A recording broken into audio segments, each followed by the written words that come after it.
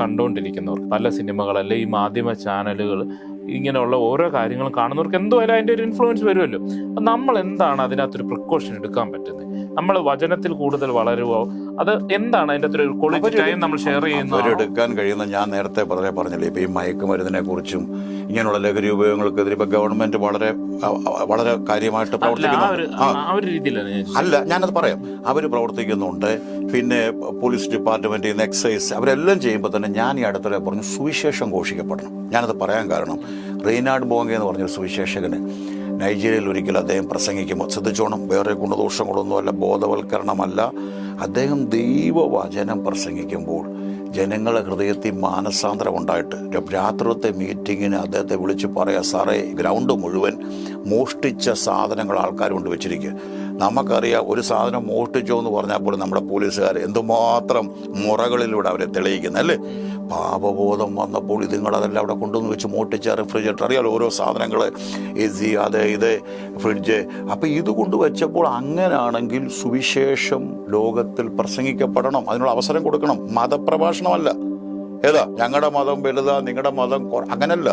യേശുവാകുന്ന വെളിച്ചം, സത്യസുവിശേഷം ഭൂലോകം മുഴുവൻ പ്രസംഗിക്കപ്പെടണം. ആ സുവിശേഷം പറയുമ്പോൾ മാറ്റങ്ങൾ വരും. അതിലെ പറയും നരഭോജിയെ നരസ്നേഹിയാക്കുന്നതാണ്.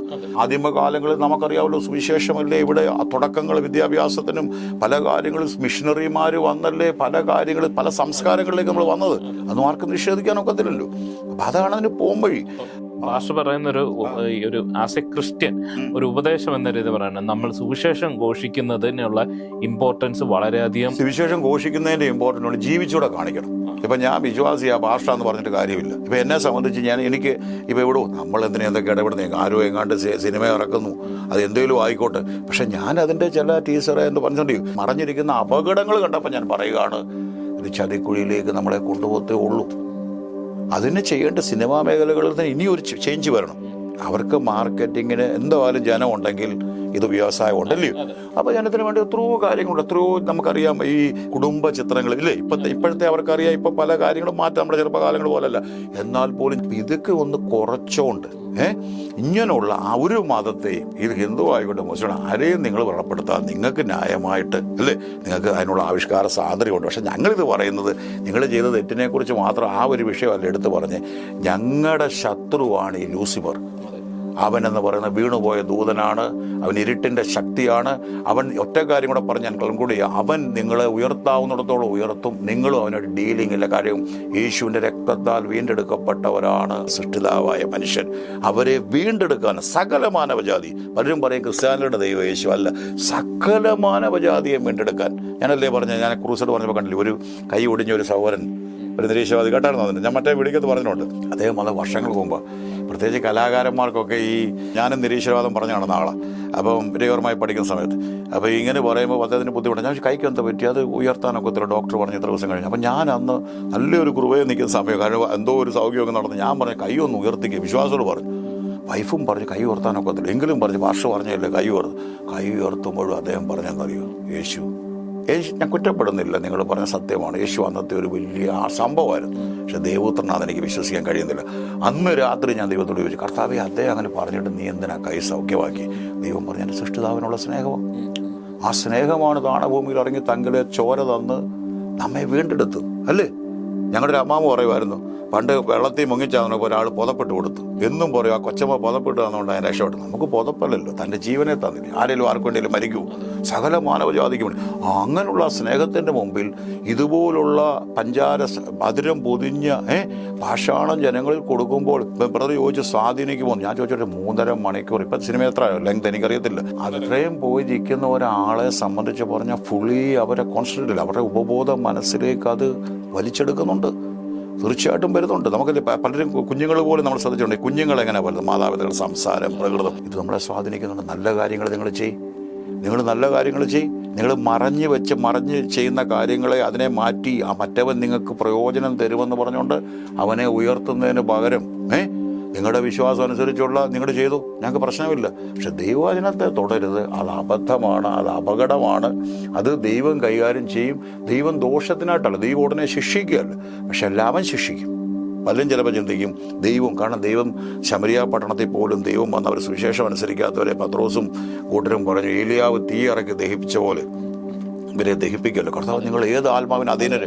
നമുക്കൊരിക്കലും അവരങ്ങനെ ഒരു സിനിമ ഇടയ്ക്ക് അവർക്ക് ദോഷപ്പെട്ടു നമ്മളൊരിക്കലും പറയത്തില്ല. കാരണം അവരും നാളെ ഈ കർത്താവിനെ ഘോഷിക്കേണ്ടവര്. നമ്മൾ അങ്ങനെ വിശ്വസിക്കുന്നു. നമ്മുടെ എപ്പോഴും ഒരു ആറ്റിറ്റ്യൂഡ് അങ്ങനെ ഉള്ളൂ. എനിക്ക് അദ്ദേഹം മറ്റൊന്നുമില്ല, നേരിട്ട് കാണാൻ ഞാൻ സംസാരിക്കാൻ തയ്യാറാണ്. കാരണം എനിക്കറിയത്തില്ല, എൻ്റെ ഒരു അനിയൻ്റെ പ്രായമുള്ളൂ. അപ്പം അദ്ദേഹം അവരൊക്കെ ചെയ്യുന്ന ആ വളർച്ച ഞാൻ ശ്രദ്ധിക്കുന്നുണ്ട്. മല്ലിക സുകുമാരൻ, എനിക്ക് ആ ഹിസ്റ്ററി പറയെല്ലാം മുഴുവൻ എനിക്കറിയാം. ഞാൻ ഡയറക്ടർ, ഞാൻ പറഞ്ഞില്ല, ഞാൻ ആ ഫീൽഡിലുണ്ടായിരുന്നു. നമുക്ക് ഭയങ്കര പിന്നെ അവിടെ ഒരു ഉയർച്ച. പക്ഷെ ആ ഉയർച്ച ഇപ്പോൾ എടുത്തു വച്ചിരിക്കുന്ന അത് നല്ല ഒരു കാര്യങ്ങളല്ല.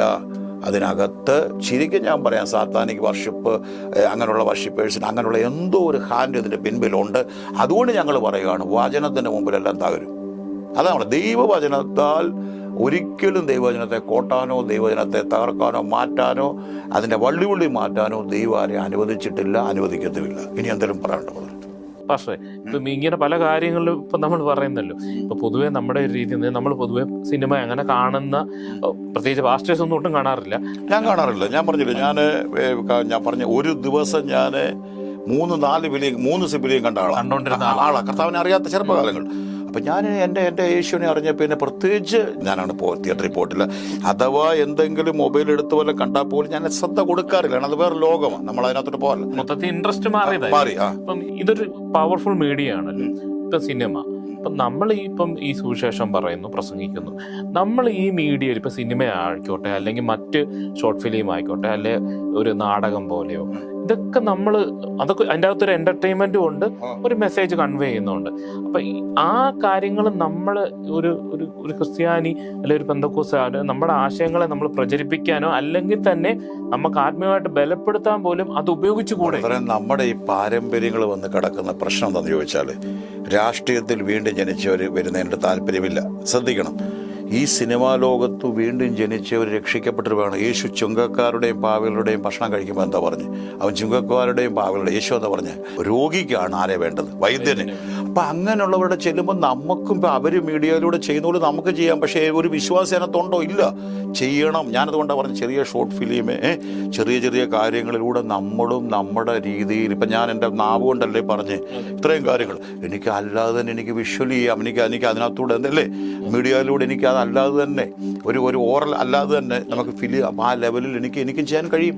അതിന് ഓരോരുത്തരും മുൻപിൽ വരണമെന്ന് തന്നെ ഞാൻ പറയുന്നത്. ദൈവമല്ലേ നമുക്കിതെല്ലാം തന്നിരിക്കുന്നത്. രാഷ്ട്രീയത്തിൽ നമ്മൾ ജോസഫിന്റെ കാര്യം പറഞ്ഞു. ജോസഫിന് ദൈവം കൊടുത്ത ജ്ഞാനം കൊണ്ടാണ് അന്നത്തെ ക്ഷാമത്തെ പിടിച്ചു നിർത്തി. പിന്നെ ഇപ്പം ദൈവിക ജ്ഞാനമുള്ളവർ എല്ലാ മേഖലകളും വരണം. എനിക്കറിയാം, എനിക്ക് തോന്നുന്നു പല ചർച്ചകളും അങ്ങനെ ഉണ്ട്, പല രാഷ്ട്രീയ മേഖലകളുണ്ട്. അവരെ പ്രോത്സാഹിപ്പിക്കണം. അവർ അവിടെ പോകുമ്പോഴും നമ്മുടെ നന്മ കൊണ്ട് വേണം തിന്മയെ. ഈ ഫിലിമിനെ കുറിച്ചും ആരോ ഇങ്ങനെ പറയുന്നുണ്ട്, ഒരാൾ പറഞ്ഞു തിന്മ കൊണ്ട് നന്മയെ തകർക്കാനുള്ള ശ്രമം നടക്കുന്നുണ്ട്. 100% ഒരു പുരോഹിതൻ, ഒരു അച്ഛൻ പറഞ്ഞു, കത്തോലിക്ക. മനസ്സിലായോ? അതൊരിക്കലും വരരുത്. കാരണം വേദപുസ്തകം പറഞ്ഞ തിന്മയെ നന്മ കൊണ്ട് തകർക്കണ്ട്. അതായത് യേശുവിനെ സംബന്ധിച്ച് പറഞ്ഞാൽ ഇവർ ചെയ്യുന്നത് എന്തെന്നറിയാൽ ഇവരോട് എല്ലാം നന്മ കൊണ്ടാണ് താൻ തകർത്തത്. അപ്പം നമ്മൾ അങ്ങനെയുള്ള കാര്യങ്ങളിലേക്ക് എന്തുകൊണ്ടൊരു സിനിമാ മേഖലകൾ, അതുകൊണ്ടാണ് ഞാൻ പറഞ്ഞ ദൈവം കൃപ ചെയ്താൽ എനിക്ക് ആഗ്രഹമുണ്ട് നമ്മൾ ചെറിയ കാര്യങ്ങൾ ചെയ്തുകൊണ്ട് ഈ നടന്മാരെയൊക്കെ വെച്ച്, കാരണം കഥകൾ എഴുതാം, നമുക്ക് എഴുതി കൊടുക്കാം. നമുക്ക് എഴുതി കൊടുക്കുന്നത് ബിബ്ലിക്കൽ മീൻസ് ഒരാളെങ്ങനെ ഒരാളെ നേടാൻ, അല്ലേ? അതിനകത്തൂടെ തകർന്ന ഒരാൾ, പരാജിതരായ ഒരാൾ, ആത്മഹത്യ ചിന്തിക്കുന്ന ഒരാൾ, ജീവിതം വേണ്ടെന്ന് പറയുന്ന ആളെ ഒരു സിനിമയിലൂടെ അവരെ അതിലേക്ക് കൊണ്ടുവരാൻ എന്തുകൊണ്ട് കഴിയത്തില്ല? പാസ്റ്റർ അത് പറഞ്ഞുകൊണ്ടിരിക്കുമ്പോൾ തന്നെ അത് എനിക്ക് ചോദിക്കാറുണ്ട്. ഇപ്പം നമ്മൾ തന്നെ പറയുന്നല്ലോ, ഇത് നെഗറ്റീവ് ഇമ്പാക്റ്റ് ഉണ്ടാക്കുന്നു, വയലൻസ് ഉണ്ടാക്കുന്നു, ആത്മഹത്യയിലേക്ക് പോകുന്നു, ആൾക്കാർ ഒത്തിരി നിരാശരായിട്ട് പോകുന്നു, ജീവിതത്തിൽ ഒരു പ്രതീക്ഷയില്ലാത്തവരെന്ന് തകരുന്നു. ഒറ്റവാക്കി പറഞ്ഞ് തകർന്നുകൊണ്ടിരിക്കുന്നു. എന്തുകൊണ്ട് ഇതേ മീഡിയത്തിന് നമ്മൾ പോസിറ്റീവായിട്ട് ഉപയോഗിച്ച് ഒരാളെ ആത്മഹത്യയിൽ നിന്ന് തിരിച്ചു കൊണ്ടുവന്നുകൂടാ? ഒരാൾ വിഷമിച്ചിരിക്കുന്ന ഒരാളെ സന്തോഷത്തിലോട്ട് വന്നത്, ഇപ്പൊ ജോലി ഇല്ലാതിരിക്കുന്ന ഒരാൾക്ക് അയാൾക്കൊരു പ്രതീക്ഷ നൽകുക, മനുഷ്യന് പ്രതീക്ഷയിലേക്ക് നടത്താനുള്ള ഇതേ മീഡിയം തന്നെ ആണല്ലോ അതും. ബ്രദറെ, എന്താണെന്നറിയോ, ഇതിനകത്ത് ഇവൻ വാഴ്ച നടത്തുന്നതുകൊണ്ട്, നമ്മൾ പറഞ്ഞില്ലയോ വേദോത്സവം പറയുന്നുണ്ട് സകല ലോകവും ദുഷ്ടന്റെ അധീനതയിൽ. ഇവൻ വാഴ്ച നടത്തുന്നതുകൊണ്ട് സുവിശേഷം അറിയിക്കാൻ പോലും നമുക്കറിയാമല്ലോ, ഒരു സുവിശേഷം ഘോഷിക്കപ്പെടുന്നിടത്ത് തന്നെ പെന്തക്കോസ് വിശ്വാസം എന്ന് പറയുമ്പോൾ അവഗണന അല്ലേ? നമുക്ക് ഒരിടത്തുനിന്ന് പോലും പരിഗണനകൾ ലഭിക്കുന്നില്ല. നമുക്ക് ട്രോള് കാണുമ്പോഴൊക്കെ അറിയാം. പക്ഷേ ഇത് എന്താ രക്ഷിക്കുന്നതാണ്. നമുക്ക് ഒരു കാര്യം ചോദിച്ചോട്ടെ, എനിക്ക് ഓർമ്മയുണ്ട് പണ്ട് ഒരാൾ ഈ മിമിക്രി കാണിച്ച് നമ്മുടെ അന്യഭാഷയും വ്യക്തമായിട്ട് കളിയാക്കിയ ഒരു വ്യക്തി അയാളുടെ സാക്ഷ്യം പറയുന്നുണ്ട് പരിശുദ്ധാത്മാവിടെ ഹൃദയത്തിലൂടെ ഇടപെട്ട് റിയലായിട്ട് ഈ ഭാഷ സംസാരിക്കാൻ. അപ്പം അവരവർക്ക് കൊടുത്തിരിക്കുന്ന ഒരു നാമങ്ങളുണ്ട്. എനിക്കറിയാം വേറൊരു വിശ്വാസത്തിൽ നിന്ന് എൻ്റെ വിശ്വാസത്തിലേക്ക് വന്ന ഒരു അമ്മാമ്മ വീണ്ടും ആ വിശ്വാസത്തിലുള്ള അവരെ പുകഴ്ത്തുന്ന ഒരു പാട്ട് പാടി. അമ്മയുടെ ശബ്ദം പോയി. പിന്നെ പ്രാർത്ഥിച്ച് ആ ശബ്ദം മടങ്ങി വന്ന്. അപ്പം അവരവർക്ക് അവരുടേതായ വിശ്വാസമുണ്ട്. ഇവൻ്റെ ആധീനത കിടക്കുമ്പോൾ വചനം പറയുന്നുണ്ട്, തേജസ്സിൻ്റെ സുവിശേഷം ശോഭിക്കാതിരിക്കാൻ അവിശ്വാസികളുടെ ഹൃദയത്തെ ഈ ലോകത്തിൻ്റെ ദൈവം, അവർ ആ ലൂസിഫർ എന്ന് പറഞ്ഞ പദം വരുന്നത്, അവൻ കുരുടാക്കി വെച്ചിരിക്കുക ഈ സുവിശേഷം ശോഭിക്കാറ്. അപ്പൊ സത്യസുവിശേഷം വേണം. അതിന് ചിലപ്പോൾ ഒത്തിരി നമുക്ക് നിർമ്മാതാക്കളൊന്നും കാണത്തില്ലായിരിക്കും. അല്ല, നിർമ്മാതാക്കൾ കാണത്തില്ല, അതിപ്പോഴത്തെ അവസ്ഥ. പക്ഷെങ്കിൽ നിർമ്മാതാക്കൾ വരണം, ഡയറക്ടേഴ്സ് വരണം. അങ്ങനെ ശീലിച്ചിട്ടില്ലാത്തതുകൊണ്ട് ആൾക്കാർക്ക് അതിനുവേണ്ടി പൈസ മുടക്കുന്ന അവർ ചിന്തിക്കുന്ന ഒരു ബിൽഡിങ് പണിയാൻ ഇത്ര കൊടുക്കാം. പക്ഷെ ഇതിന്റെ ഒരു ആവശ്യകത മനസ്സിലാക്കാത്തതുകൊണ്ടല്ലേ. അപ്പൊ ആ ഒരു അവയർനെസ് നമുക്ക് വരുമ്പോൾ ജനം ചെയ്യും. ഇപ്പൊ സുവിശേഷ മേഖലകൾക്ക് വേണ്ടി എത്രയോ പേര് പണം സ്പെൻഡ് ചെയ്യുന്നു. ഞാൻ പറയാം, എൻ്റെ പിതാവ് വന്ന് അന്നത്തെ ബിഷപ്സുമാരെ സ്വീകരിക്കാൻ ഹംസരഥ ഉണ്ടാക്കുമായിരുന്നു, വെറും ലോറിയൽ. പിന്നീടാണ് നമ്മുടെ ഈ പല തരത്തിലുള്ളത് ഇന്ന് സംവിധാനങ്ങളൊക്കെ അറിയാലോ. അന്നൊക്കെ അദ്ദേഹം അങ്ങനെ ഹംസരഥങ്ങൾ, അദ്ദേഹം ഓരോ കാര്യങ്ങൾ, പള്ളിക്കകത്തെ പ്രത്യേക ആർട്ട് വർക്കുകൾ, അദ്ദേഹം ഒരു ഡയറക്ടർ, എല്ലാ കാര്യങ്ങളും ഹംസരഥ സംവിധാനം, ആർട്ടിസ്റ്റ് ഉപയോഗിക്കുക എന്നുള്ളതൊക്കെ പറഞ്ഞു. അപ്പം ഞങ്ങളിൽ ആ കലയുകൊണ്ട് ഞാനിത് നന്മയ്ക്കായിട്ട് ഉപയോഗിക്കും. തീർച്ചയായിട്ടും ഞാൻ നന്മയ്ക്കൊണ്ട് ഉപയോഗിക്കും. ഇൻവെസ്റ്റേഴ്സിന്റെ കാര്യം തന്നെ പറഞ്ഞപ്പോ, ഇപ്പം നമ്മുടെ ഈ പണ്ട് മുതലേ നമ്മൾ പല കാര്യങ്ങളും മനസ്സിലാക്കാതെ എല്ലാം ചിന്തിക്കാതെ പറഞ്ഞല്ലേ. ഇപ്പൊ ഒരു കാലത്ത് നമ്മൾ ഈ TV മീഡിയ എല്ലാം വിഡ്ഢിപ്പെട്ടി എന്ന് പറഞ്ഞ് കളിയാക്കിക്കൊണ്ടിരുന്നു. പക്ഷെ ഇന്ന് അതിലൂടെ തന്നെ നമ്മൾ തന്നെ പറയുന്നു സബ്സ്ക്രൈബ് ചെയ്യണം എല്ലാം. പക്ഷെ അത് കാലഘട്ടത്തിന്റെ, അത് നമ്മൾ പണ്ടൊരു മണ്ടത്തരം കാണിച്ച് അത് ആവശ്യമില്ലാത്ത കാര്യങ്ങളിൽ കൂടുതലായിട്ട് നമ്മൾ ഫോക്കസ്ഡ് ആയതുകൊണ്ടാണ്. ഇന്നിപ്പം നമുക്ക് ചെയ്യാൻ പറ്റുന്ന ഈ മീഡിയകൾ എത്രയും നല്ലപോലെ. ഇപ്പം ഞാൻ ഉപയോഗിക്കുന്നത് റിവൽ ടുഡേ, നമുക്കറിയാം ഒരുമാതിരിപ്പെട്ടൊന്നും ഡെയിലി മെസ്സേജുകൾ എനിക്കൊന്ന് റയർ ഇടുന്നുണ്ടായിരിക്കും. നമ്മൾ എല്ലാ ദിവസവും 5 മണിക്ക് റിവൽ ടുഡേ കൊടുക്കുന്നു. ഞാൻ ഈ ഇടയ്ക്ക് കിട്ടുന്ന സമയം ഫേസ്ബുക്കിലൂടെ ചെറിയ സന്ദേശങ്ങൾ, കാരണം ഞാൻ ഫേസ്ബുക്കിലൂടെ കോമൺ ആയിട്ടുള്ള കാര്യങ്ങളാണ് പറയുന്നത്, യേശുവിനെ കുറിച്ചുള്ള സുവിശേഷം. അപ്പം ഇത് മീഡിയ നമുക്ക് പ്രയോജനം ചെയ്യുന്നത്. അങ്ങനെയാണ് സിനിമാ മേഖലകളിൽ എന്തുകൊണ്ട് നമുക്ക് പറ്റുന്നില്ല?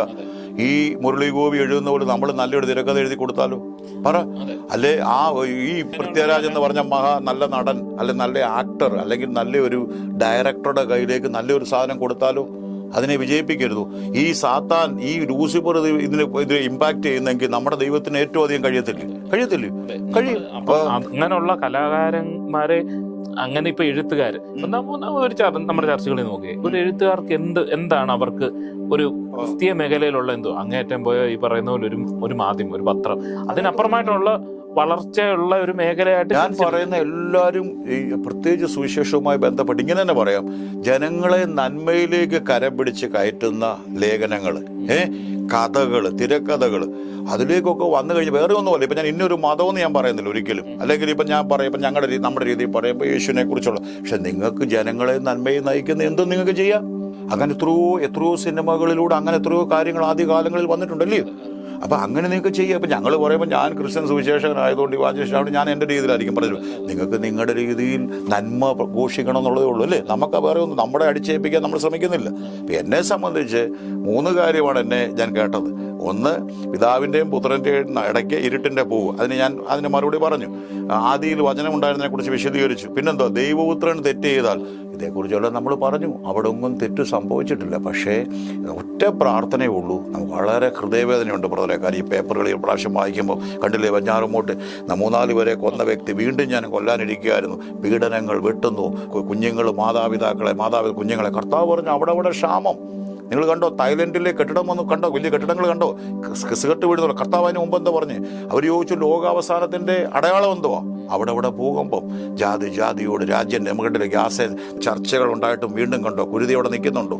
അവർക്കൊരു എതിരുണ്ട് ഹമാസ്. അപ്പം ഞാൻ പറയുന്നത് ഇതെല്ലാം വല്ലാത്തൊരു ലെവലിലേക്ക് നമ്മുടെ ഇവിടെ നമുക്ക് സുരക്ഷിതത്വം തരുമെന്ന് പറഞ്ഞ ISROയുടെ ആളും പറഞ്ഞു, ഈ സൂര്യൻ വന്ന് ഈ ഗ്രഹത്തെ വിഴുങ്ങും, ഇതെല്ലാം പോകണ്ട. പണ്ട് ലോകാവസാനം എന്ന് പറയുമ്പോൾ എല്ലാവർക്കും ശരിയായിരുന്നല്ലേ. പക്ഷെ ഇന്ന് എല്ലാവരും പറഞ്ഞു, അതിനാണ് അവർ ഗ്രഹം തപ്പിപ്പോകുന്നത്. നമ്മൾ ഗ്രഹം തപ്പി പോകണ്ട, നമുക്ക് അവിടെ പോകുമ്പോൾ അവർക്ക് ഓക്സിജൻ കൊണ്ടുപോകണം, അതിനുള്ള നമ്മൾക്കൊന്നും വേണ്ട. നമുക്ക് പറഞ്ഞാൽ സ്ഥലം ഒരുക്കാൻ പോകുന്നു. അതുകൊണ്ട് എനിക്കിതിൽ നിന്ന് പറയാനുള്ള ഒരു സന്ദേശം ഇതെന്ന് ചോദിച്ചാൽ, സിനിമ ഇത് പറഞ്ഞ് നമുക്ക് നിർത്താം. സിനിമാ മേഖല നിങ്ങൾ ചെയ്തു, ഇതുകൊണ്ട് 10,000 ജീവിക്കുന്നുണ്ട്. പക്ഷേ ഒരിക്കലും ആരുടെയും ഹൃദയം മുറിച്ച്, ഇപ്പം ഞങ്ങളെ സംബന്ധിച്ച് ഇപ്പം കുരിശ് ഞങ്ങൾക്ക് ഫീൽ ചെയ്യും. പക്ഷേ ക്രിസ്ത്യൻ വിശ്വാസികൾ അവർക്ക് വളരെ പ്രയാസം. പ്രത്യേകിച്ച് ദൈവവചനത്തെ തൊട്ടാൽ ഞങ്ങൾക്ക് ഫീൽ ചെയ്യും. പ്രത്യേകിച്ച് പെന്തിക്കോസ്ത് ഞങ്ങൾ ആ വിശ്വാസത്തിൽ വന്നവർ, നിങ്ങൾ നിങ്ങളുടെ രീതിയിൽ ചെയ്തു. ഈ മോഹൻലാൽ തന്നെ ഒരു ക്ഷമാപണം പറഞ്ഞില്ല. അദ്ദേഹം എന്തുകൊണ്ട് ഞാൻ ചോദ്യം ചോദിക്കും. ഞാൻ ഏറ്റവും കൂടുതൽ സ്നേഹിക്കുകയും എനിക്കിഷ്ടപ്പെട്ട ഒരു ആക്ടറാണ് മമ്മൂട്ടി മോഹൻലാൽ. കാരണം അദ്ദേഹമൊക്കെ എന്നെക്കാൾ എനിക്ക് തോന്നുന്നു 3, 4, 5 വയസ്സിന് മൂപ്പേ ഉള്ളൂ. അവർ ചെറുപ്പം പോലെ മഞ്ഞിൽ വിരിഞ്ഞ പൂക്കളിൽ മോഹൻലാൽ അഭിനയിക്കുന്ന കാലത്ത് ഞാൻ ഇപ്പോഴും ഓർക്കുന്നു. ഞാൻ അന്ന് ആ തിയേറ്ററിൽ റിലീസ് ചെയ്ത സമയത്ത് അന്ന് മുതൽ ഇവരെ എനിക്കറിയാം. അദ്ദേഹം വില്ലനായിട്ട് അതിനകത്ത് വരുന്നത്. അപ്പം നിങ്ങളെയൊക്കെ ഞങ്ങൾ സ്നേഹിക്കുന്നു. പക്ഷെ നിങ്ങൾ എന്തുകൊണ്ട് ക്രിസ്ത്യൻ വിശ്വാസത്തെ, നിങ്ങളുടെ ശത്രുവായ ലൂസിഫറെ ഞങ്ങൾ ഉയർത്തി, അല്ലെങ്കിൽ നിങ്ങളുടെ വചനത്തെ ഞങ്ങൾ അതിൽ ഖേദിക്കുന്നു, നിങ്ങളുടെ കുരിശ് നിങ്ങൾ ബഹുമാനിക്കുന്ന മീൻസ് ക്രിസ്ത്യൻ്റെ ഒരു അടയാളമാണല്ലോ, അതിനെ തലകുത്തി വീഴും. അത് ഞങ്ങൾ ഖേദിക്കുന്നു. എന്തുകൊണ്ട് അദ്ദേഹം പറഞ്ഞില്ല? ദൈവപുത്രൻ പരാജയപ്പെട്ടെന്ന് പറഞ്ഞ ആ വാക്ക് എന്തുകൊണ്ട് കളയുന്നില്ല? അത് സിനിമയുടെ ഒരു ഭാഗമാണ്. പക്ഷേ അവിടെ ചെയ്യുമ്പോഴെല്ലാവരും, കാരണം നിങ്ങളെ എല്ലാം ഉയർത്തിയത് ജനം അല്ലേ, ഇവരെല്ലാം സമൂഹത്തെ പിണക്കി, ജനങ്ങളെ പിണക്കി. ആർക്കും, എനിക്ക് ആന്റണി പെരുമ്പാവൂർ പറഞ്ഞൊരു വാക്കുണ്ട് ലൈവിൽ, മറ്റുള്ളവർക്ക് പ്രയാസം തോന്നിയെന്ന് കണ്ടപ്പോഴാണ് ഞങ്ങൾ അന്നാ തിരുത്താം. നിങ്ങൾ എന്തുകൊണ്ട് ആ ഒരു ഭാഗം നിങ്ങൾ ക്രിസ്ത്യൻസിന് മുറിവേറ്റെങ്കിൽ, അച്ഛന്മാരൊക്കെ എത്രയോ വേദനകളോട് പറയുന്നുണ്ട്, നിങ്ങൾക്ക് എന്തുകൊണ്ട് അത് മാറ്റാൻ കഴിഞ്ഞില്ല? നന്മ മാത്രം ചെയ്യുക, അത് മാത്രമേ ഉള്ളൂ. തിന്മയിൽ നമ്മൾ മാറണം. എനിക്കത് മാത്രമേ പറയാനുള്ളൂ. ദൈവവചനം സത്യമാണ്. ആ ദൈവവചനത്തിലൂടെ ബ്രദർ പറഞ്ഞ പോലെ എനിക്കും ഒരു ഭാരം കിട്ടി. നമുക്ക് ചെറിയൊരു ഫിലിം എടുക്കാം. എന്തോ എങ്ങനെയും സുവിശേഷം അല്ലെങ്കിൽ ജനങ്ങളെ നന്മയിലേക്ക് നയിക്കുന്ന, യൗവനക്കാരെ നന്മയിലേക്ക് നയിക്കുന്ന ഒരു ശ്രമത്തിലേക്ക് പോകാൻ നമുക്കും താല്പര്യപ്പെടാം. ദൈവം കൃപ ചെയ്താൽ ഇനിയും വീണ്ടും അല്ലേ നമുക്ക് ഇനി ഓരോ സന്ദേശം. ഇതിപ്പോൾ ഞങ്ങൾക്ക് സിനിമാ മേഖലയോടൊന്നും ഞങ്ങളെതിരല്ല, ഒന്നുമല്ല. പക്ഷെ ഒരു വിവാദം, ഒരു ചർച്ച വന്നപ്പോൾ അതിനെ ടച്ച് ചെയ്ത് വിശ്വാസികളായിട്ടുള്ളവർക്ക് അല്ല, അത് വേണം. വിശ്വാസികൾ അവരും ചിലപ്പോൾ ഇത് കയറി ഇതെന്തോടെ ഇത്, കാരണം പലർക്കും പലതിനെ കുറിച്ച് എല്ലാം അറിയില്ല. ഞാനൊരു ദേവദാസൻ ലെവലിൽ, പ്രത്യേകിച്ച് ദൈവം തന്ന ചില വചന വെളിപ്പാടുകളിൽ ഇന്ന് ഉച്ചയ്ക്കാണ് കർത്താവ് ഇങ്ങനെ ഒരു വീഡിയോ എടുക്കണം എൻ്റെ ഹൃദയത്തിൽ പറഞ്ഞു. അപ്പോൾ ദൈവവചനപ്രകാരം എനിക്കും പറയണം. അപ്പം നമുക്ക് അധർമ്മം പെരുകുന്നിടത്ത്, തിന്മ വരുന്നിടത്ത്, ഇരുട്ട് വരുന്നിടത്ത് ഒരു വെളിച്ചത്തിന്റെ ടോർച്ച് നമ്മൾ അടിക്കണ്ടേ? അത് വേണ്ടെന്നൊരാൾക്ക് പറയാനൊക്കെ. ഞാനിപ്പോൾ പുറത്തോട്ടിറങ്ങുമ്പോൾ വലിയൊരു ഇരുട്ട് കാണും. അപ്പം ഞാൻ ടോർച്ച് എടുക്കുക. ആ ടോർച്ചാണ് നമ്മളിപ്പോൾ ഉപയോഗിച്ച്.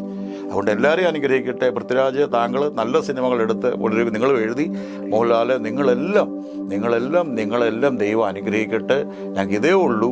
ആർക്കെങ്കിലും മുറിവേറ്റെങ്കിൽ നിങ്ങൾ കഴിയുമെങ്കിൽ നിങ്ങൾ അതിനൊരു ക്ഷമാപണം ചെയ്യും. 3-ാം ഭാഗമോ 10-ാം ഭാഗമോ എടുത്തോ. പക്ഷേ പിശാചിനെ എവിടെയൊക്കെ ഉയർത്തിയാലും ഞങ്ങളുടെ യേശുവിനെ ഉയർത്തും. വെളിച്ചം ഞങ്ങൾ ഉയർത്തും. വെളിച്ചം ഉയർത്തി ഞങ്ങൾ ഇരുട്ടിനെ തകർക്കുന്നത് എങ്ങനെ? ദൈവവചനത്തിലൂടെ, പ്രാർത്ഥനയിലൂടെ. ഞങ്ങൾ തകർക്കുന്നത് ഞങ്ങൾ ആയുധങ്ങളല്ല കേട്ടോ. ഞങ്ങൾക്ക് ആയുധങ്ങളൊന്നുമില്ല. ഞങ്ങൾ തകർക്കുന്നത് എന്തോ? സ്നേഹം ഒരു ആയുധം. യേശു സ്നേഹമോ. ഞങ്ങളുടെ ആയുധം പ്രാർത്ഥനയായിരിക്കും. കണ്ണുനീരോടെ ഞങ്ങൾ പ്രാർത്ഥിക്കും. ഞങ്ങളുടെ ആയുധം വേറെ ഒന്നുമല്ല. ഞങ്ങൾ അറിഞ്ഞ ഈ വെളിച്ചം, ആ ശത്രുവിനെ നിങ്ങൾ തിരിച്ചറിയാനും ആ വെളിച്ചത്തിലേക്ക് വരാൻ ഞങ്ങൾ പ്രാർത്ഥിക്കും. ദൈവം അനുഗ്രഹിക്കേണ്ട. ദൈവം കൃപ ചെയ്താലേ അടുത്ത ഓക്കെ താങ്ക് യു. ദൈവം നമ്മൾ ദൈവസന്നിധിയിൽ ഇത്രയും ചെലവഴിക്കാൻ ദൈവം ഇടയാക്കി.